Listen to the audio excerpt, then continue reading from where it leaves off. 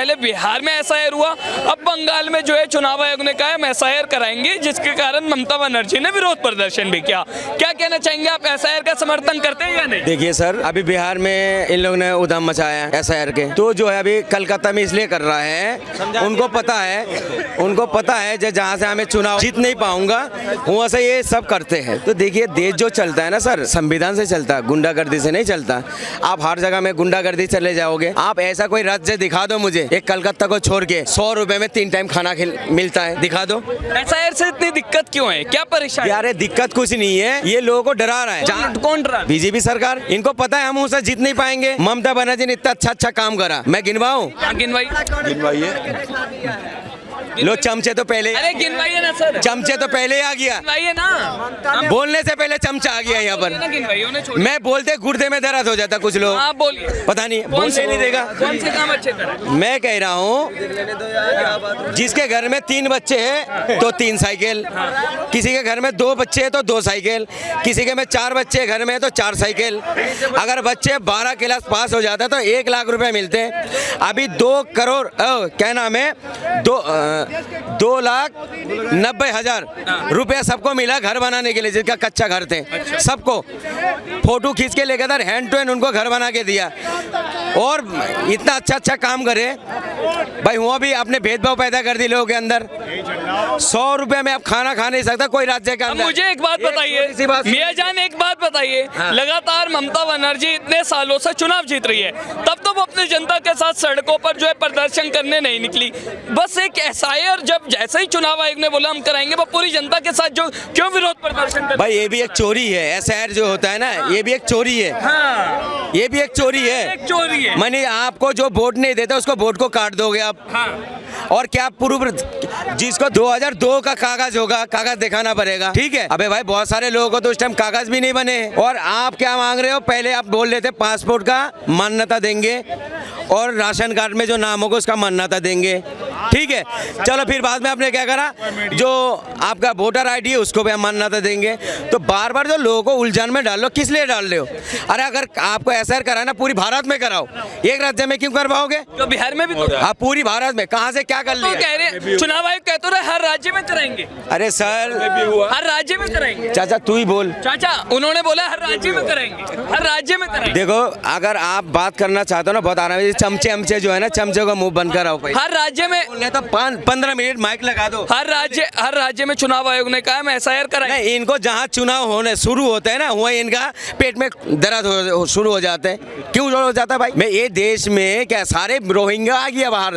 अगर रोहिंग्या आ गया तो आप घंटा बजा रहे हैं। अब बताइए आपका क्या नाम है? बोल लिया मुल्ला जी, नाम है बीके पोद्दार। अब सुन लीजिए, कह रहे हैं एसआईआर जो है वो देश में धोखाधड़ी है, देश में चोरी है, और ममता बनर्जी से चुनाव आयोग और बीजेपी डर गई है, इसलिए वहाँ पर भी एसआईआर कराया जा रहा है। मुल्ला जी ने अपने पहले वाक्य में संविधान की बात कही। उस संविधान में निहित है कि इलेक्शन कमीशन जब भी चुनाव हो, चुनाव से पहले वोटर प्रक्रिया को शुद्ध करेगा। ये संविधान में निहित है और ये इलेक्शन कमीशन का दायित्व है। इलेक्शन कमीशन का संवैधानिक संस्था होने के नाते दायित्व है कि जब जब जहाँ जहाँ चुनाव हो, उस चुनावी प्रक्रिया के तहत उस राज्य का या केंद्र का जो वोटर है उसको उसका शुद्धिकरण किया जाए। क्योंकि भैया कई लोग पैदा भी होते हैं, कई लोग गुजर भी जाते हैं। जो पैदा होते हैं और 18 साल से ऊपर के हो जाते हैं उनको जोड़ना भी होता है, जो 60 साल के बाद गुजर जाते हैं उनका नाम काटना भी होता है। तो संविधान में निहित है, ये शायद मुल्ला जी को नहीं पता। अब आते हैं बात एसआईआर के ऊपर, अब बात आती है एसआईआर के ऊपर। तो भैया अभी अभी की ताज़ा मैं अपडेट आपको बताता हूँ। राहुल गांधी जी प्रेस कॉन्फ्रेंस करते हैं, कहते हैं हमने हाइड्रोजन बम फोड़ा। कौन सा वाला? हाइड्रोजन बम फोड़ा। और राहुल गांधी जी कहते हैं एक घर में 200 वोट, एक घर में 500 वोट, एक घर में 20 वोट, एक घर में 40 वोट। इलेक्शन कमीशन भी तो वही कहता है कि हम उन फर्जी वोटों को पकड़ेंगे। लेकिन ससुरा मेरा दिमाग तब कंफ्यूज हो जाता है, इलेक्शन कमीशन जब कहता है कि ऐसा ही करवाएंगे और मेरा दिमाग कंफ्यूज हो। अभी कैमरे में बक्यूंगा तुझे। अरे दल्ला पाना जो ना मेरे साथ मत कर, अगर भूखते रहता है। बोलिए। तो आप क्या कह रहे थे? मैं कह रहा था जब उन्होंने ब्राजील की मॉडल की सुन लीजिए, मैं वही बताना चाहता हूँ और मैं कहना चाहता हूँ मुल्ला जी से, राहुल गांधी जी सुन लो यार, माइक पे तो राहुल गांधी थोड़ी आए, तुम ही आए हो, चलकर तुम आए, राहुल गांधी नहीं आए। मैं कहना चाहता हूँ कि भैया राहुल गांधी जी कहते हैं हमने हाइड्रोजन वाला बम फोड़ा। अब कौन सा हाइड्रोजन वाला बम? राहुल गांधी जी कहते हैं कि भैया एक घर में 200 वोट, 50 वोट, 100 वोट, 300 वोट, यहाँ तक कि एक ब्राजील की मॉडल आई और 200 से ज़्यादा वोट करके चली गई, 300 से ज़्यादा वोट करके चली गई। लेकिन अब क्या है, मेरा दिमाग तब खटकता है जब इलेक्शन कमीशन कहता है कि SIR करवाएंगे। SIR क्या है मुल्ला जी? अभी SIR का विरोध यही कर रहे थे।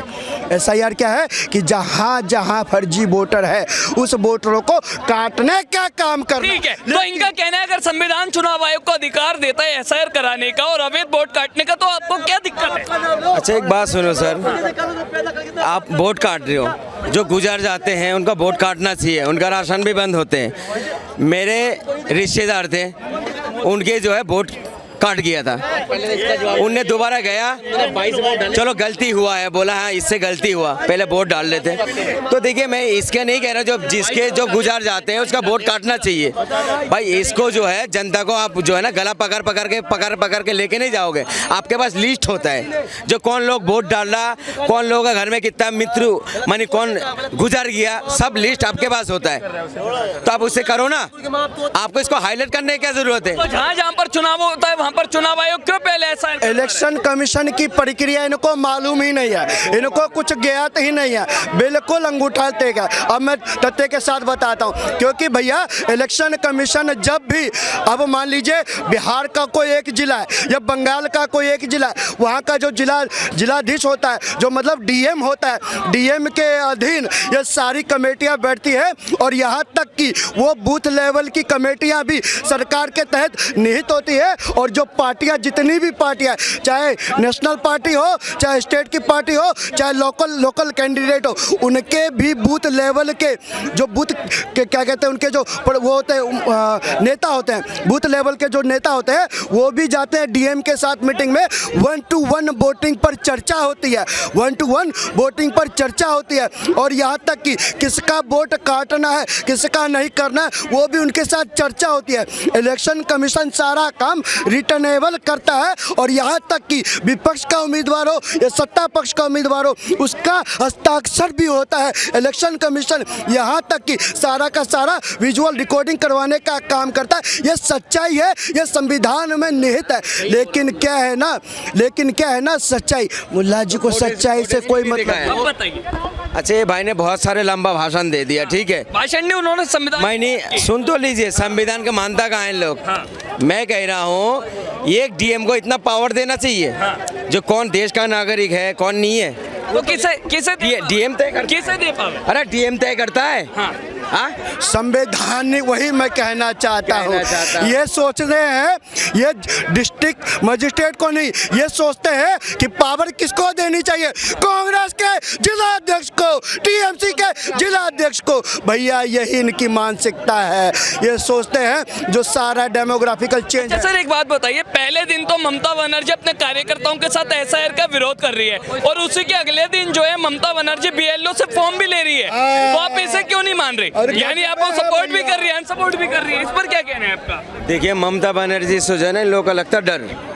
अरे भैया BLO पे बोलो, अरे बनर्जी से ममता बनर्जी ने BLO से फॉर्म क्यों लिया अगर वो SIR का विरोध कर रही है? हो जाते हैं इसलिए डर लगता है। सुन लीजिए, उनके राज में हत्या अच्छा इसलिए डर लगता है। अच्छा खाली ममता बनर्जी का ही मैंने कलकत्ता में बलात्कार होता है। अरे भैया 2 मेडिकल कॉलेज में, अरे सर भाई इधर देखकर बात करिए ना। नहीं मैंने कलकत्ता में बलात्कार होता है और ज्यादा होता है। राजस्थान में क्या हुआ था, हरियाणा में क्या हुआ था, कहाँ पहुँच गए चाचा? क्या हुआ? ये बताइए, ममता बनर्जी ने BLO से फॉर्म सर बात सुनिए, जब रेप की बात उठाया ना, BLO, अरे सुन तो ले चाचा, अरे यार, पता नहीं बोले BLO से फॉर्म क्यों लिया?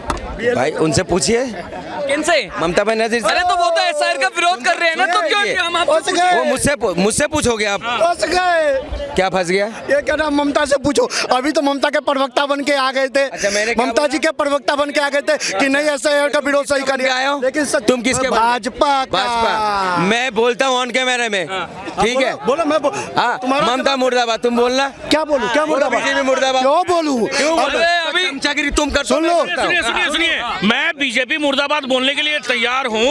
आप बताइए क्या ऐसा क्या किया है बीजेपी ने? मैं बीजेपी मुर्दाबाद बोलने के लिए ने क्या करा है सुनिए मैं बता रहा हूँ मैं बता रहा हूँ ममता बनर्जी सुनेंगे आप सुनेंगे भाई पाटिल जी ये बताइए बीएलओ से फॉर्म क्यों लिया? मैंने आपको सवाल पूछा हूँ ठीक है एक सेकंड आराम से बात करा करो अरे बोलिए ठीक है ठीक है, ना अच्छा। मुद्दे से जो ऐसा भटकाते हो ना अच्छा, इधर देखो। तो ममता बनर्जी से पूछेगा नहीं है भाई ठीक है, अच्छा। पूछेगा नहीं पूछेगा अब आप बताइए तो बताइए बीएलओ से फॉर्म लिया है क्यों हाँ। लिया? पहले दिन विरोध कर रहे हैं फिर फॉर्म ले रहे हैं फिर कह रहे हैं बीएलओ को बुलाओ। भाई साहब राजनीति तो ऐसा इतने स्तर गिरो कोई भी पलटी खा जाता है फौरन राजनीति इतना गिर चुका है नीतीश बाबू कैसा पलटी मारता है कभी माई के घर कभी बेटी के घर कभी दामाद के घर होता नहीं होता आप कह रहे हैं ममता बनर्जी का ममता बनर्जी वो राजनीति अब आप बताइए ममता बनर्जी मुर्दाबाद क्यों कही? इसलिए ममता बनर्जी मुर्दाबाद कहेंगे कि देखिए जब एक बच्ची जिसके साथ रेप हुआ वो हॉस्पिटल बेड पे पड़ी हुई है मेडिकल कॉलेज नहीं अभी दुर्गापुर में जब हुआ सुनिए भैया खत्म होने दीजिए मैं बिल्कुल बोलूंगा वहां पर क्या हुआ मत करो बीजेपी बोलिए भैया एक सेकंड वहां पर क्या हुआ वहां पर जब ममता बनर्जी निकली वहां पे उनको ये बोलना चाहिए था कि हम पीड़िता के साथ में हैं मगर वो क्या बोली कि 12:30 बजे निकलने का टाइम होता है और जबकि वो 8:30 बजे निकली थी समझे। और दूसरा चीज सबसे बड़ी बात कि वो बोलती कि हम पीड़िता के साथ में हैं पीड़िता को इंसाफ मिलेगा पुलिस प्रशासन को हम चुकता कर रहे हैं ये सब बोलना चाहिए था। देखिए कहीं पे भी हो भैया अभी पीछे से बोल रहे थे हरियाणा में क्या हुआ रेप कहीं भी किसी भी लड़की का हो रहा है चाहे वो मनीषा का हरियाणा में हो चाहे वो बंगाल में हो चाहे राजस्थान में हो चाहे दिल्ली में हो। रेप के साथ साथ एसआईआर की अगर बात करें तो बिहार के एक मिनट भाई का जवाब दूं ये भाई पता है कहाँ पर बोलता है इन लोग जहाँ पर इनका सरकार होता है ना उस टाइम टेप लग जाता है मुंह पे।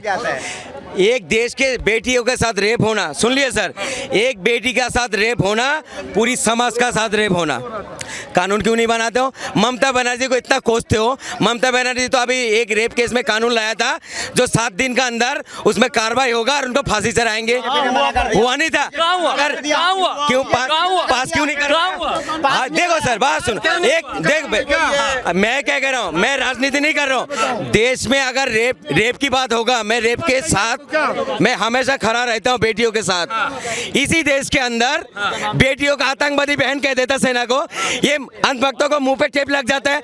हरियाणा के अंदर एक बेटी के साथ रेप हुआ उसके प्राइवेट पार्ट्स के अंदर हाथ डाल देता हाथरी खींच लेता हड्डी तोड़ देता गर्दन का हड्डी तोड़ देता ये चिंटू मिंटू बोलता नहीं है मगर हम रेप के सर अगर मुद्दे पर वापस आए एसआईआर अगर बिल्कुल ठीक है तो फिर उसका कानून चाहिए। एसआईआर की बात हो रही है बेटी अगर बोरखा पे कानून चाहिए मगर रेप पे कानून नहीं चाहिए। क्यों नहीं चाहिए? कॉस्ट्यूम पहन के समुद्र में नहाता है कानून चाहिए समुद्र में कॉस्ट्यूम पहन के महिला नहाते। अब अगर चुनावों पर बात आ जाए बंगाल में चुनाव है एसआईआर का पक्ष करते हैं या नहीं उसी में आ रहा हूँ सर मुद्दा मत भटकाइए आप खुद भटका दिया सर मुद्दा मत मैंने आपके पक्ष में बात कर रहा था आपने तो माइक लगा रखे थे जब मैं मुद्दा मत रहा हूँ आप बोलने नहीं दे रहे हो कॉस्ट्यूम पहन सुन लीजिए बोलने नहीं दोगे अब बोलने क्यों नहीं दे रहे हो? मैं उसी में आ रहा हूँ मैं कह रहा हूँ इस देश के अंदर मोदी जी लाल किले में भाषण देता नहीं देता जब बेटी बचाओ बेटी पढ़ाओ बेटी पढ़ तो लेता बस क्यों नहीं पाता है कानून क्यों नहीं बनाते? अब बताइए नहीं बनाते बेटी बचाओ बेटी पढ़ाओ पर वो दिखता देखो बेटी उनके चक्कर में नहीं बच पाती है जो बेटी को छेड़ने की मानसिकता से आते हैं। ठीक है हमारे घर में भी लड़कियां हैं ऐसा बात नहीं है हमारी इतनी हिम्मत नहीं है हम अपनी खुद की बहन को आंख उठा के देख ले। दूसरी बात ये इन्होंने बुरखे के ऊपर बात करी तो देखो बुरखे के ऊपर मैं एक ही चीज बोलना चाहूंगा बुरखा ना वहाँ बैन होना चाहिए जैसे मेडिकल हो गया जॉब का पर्पज जॉब जहाँ पे जॉब कर रहे हैं वहाँ हो गया स्कूलों में हो गया वहाँ पे क्योंकि वहाँ पे वही ड्रेसिंग सेंस।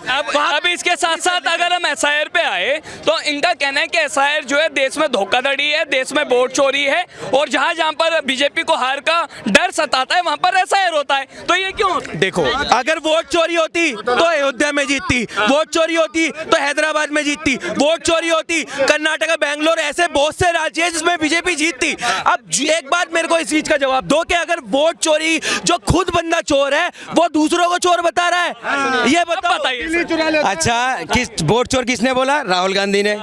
ठीक है, राहुल गांधी, सुन लीजिए, राहुल गांधी को मैं साइड कर रहा हूं अभी। बंगाल की बात कर, अनुराग ठाकुर कौन? बंगाल की अनुराग ठाकुर कौन था? बीजेपी का। अनुराग ठाकुर बीजेपी का मंत्री भी था ना, उनने खुद बोला 6 जगह में वोट चोरी हुआ, उन पे कार्रवाई क्यों नहीं कर रहे हो भाई?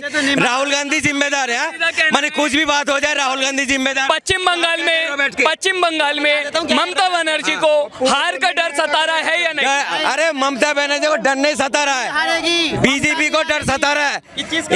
बीजेपी को डर है कि वहां से मैं चुनाव नहीं जीत पाऊंगा। ममता बनर्जी इतना काम कर रहा है, जाके देखो ना गरीब के लिए कितना काम करा। वो बहुत बड़े पद में बैठा, इज्जत वाली पद है वो, मैं बोल नहीं सकता इनके जैसा। एक महिला को सम्मान भी कर रहा और खुलेआम ऑन कैमरा ममता बनर्जी को गाली भी बक रहा है। कैसे बक रहा, क्यों? अब मुझे